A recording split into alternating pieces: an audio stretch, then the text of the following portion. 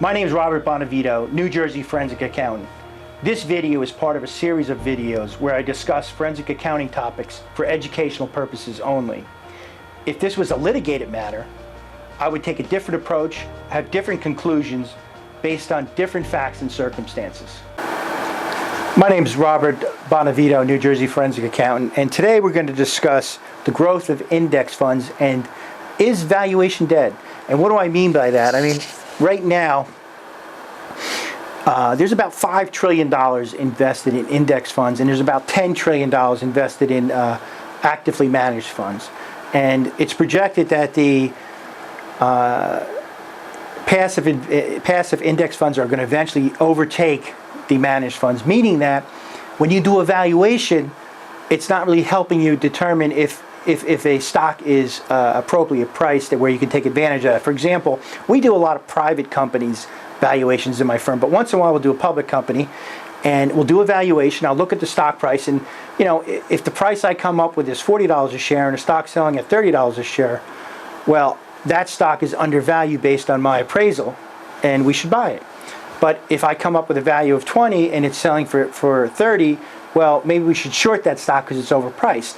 And you know, I've been doing this for quite a while, and you know, most of our appraisals are pretty accurate, and eventually they become true. But you know, overall, the studies prove beyond a doubt that passive index funds, low-cost index funds, will outperform the you know, actively managed funds in 98% of the case, and the 2% that outperform them in the long term, it's usually just luck. And the reason why what pundits are saying is why we can't outperform indices is basically because our experience, what they say is experience in the investment community is not like the experience of some of the other professions where you become better at it. For example, if I was a vascular surgeon, you know, I study arteries and veins for 30 years is a regular environment, and I would know more than someone who's only doing it 10 or 20 years, and I could then apply that experience and be a better doctor. But what they're saying is, because the stock market, it's not a regular environment, okay, what happened last year is not going to happen this year because there's you know, human interaction in companies and the complexity that there's no regular environment. So if you learned that PE ratios are a good way to value stocks 10 years ago, well, maybe that's not good anymore.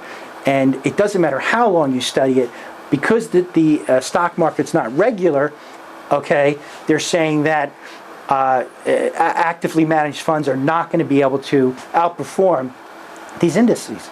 And another big problem where you compare like being the investment manager to being a doctor. Remember, with investment managers, you're competing against an index fund. So even though you may be able to make money investing in the market, you're not going to be able to make more money than the indices because that's who you're competing against. So, you know, it's a little bit more complex. So maybe it's not a fair challenge, but generally, you know, even though I do business appraisals and valuations, and I believe that, you know, our experience is applicable and I can find undervalued or overvalued companies, you know, when we spend the time to actually do it for companies listed on the New York Stock Exchange. But what the science is saying is, no, okay, the way to go is to find low-cost